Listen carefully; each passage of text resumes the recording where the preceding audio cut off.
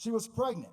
She could have decided to hide, but what did she do? She intentionally exposed her body to her pregnant body, or rather folks could see that she was expecting, in order to do two things. One, at one level, to show that she was defenseless, but really more importantly, she was trying to claim the need for the defense and protection of black women, the need and protection of the next generation of black people. She stood her ground. She stood her ground, and the whites left. But again, and again, what's important about the autobiography, it doesn't talk about how Louise Little was an ardent Garveyite, right? How she was the secretary of the Omaha UNIA, and you know, her church community shamed her from being pregnant.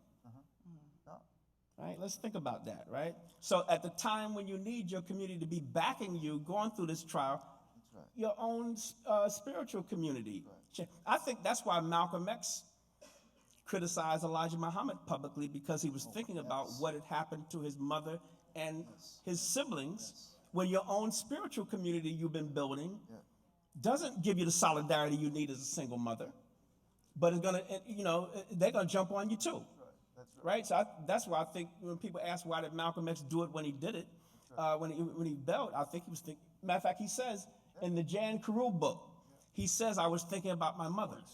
And the authorities arrested 11 high school students and put them on trial, but told them that if they pled guilty and forwent any appeal and just served their time, that they would get sentences of 11 years. And not being able to afford attorneys and being young and scared, they capitulated. They gave in and did their time. And I only found out about them, actually I only found out about them going through the archives at the Schomburg Center. So this might have been the end of the story for the Wilmington 10. But almost immediately upon their conviction, and really I think while they were still on trial, what occurred was a vigorous, multi-level and multi-dimensional movement to free them. You know, this 68 is a moment where we kind of see the kind of crystallization of some of the language around black power in relationship to other places.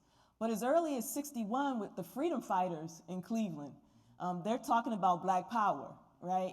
You have Don Freeman and Muhammad, you know, in 63 talking about black power, black political power, black economic power, who going up and talking to the Boggses, James and Grace Lee, they're going south in 64. And so the Glenville uprising, rebellion, is a place where you see the kind of manifestation and explosion of these kinds of issues through armed struggle and the claiming of armed struggle and armed self-defense and protection. It's also a moment where you see the interaction in very kind of egregious and clarified ways between the police and the black community. That also happened in 66 in Huff as well. So it is that kind of moment of intersections where you see all of this going on and people saying, you know, we've had enough. But they, you know, I mean, I even hesitate when I said they say we had enough. They did say that, but they were saying that already. But it is this moment where it's connected in that stream of urban rebellion, 64, 66, 68, and the MLK moment, post-MLK moment.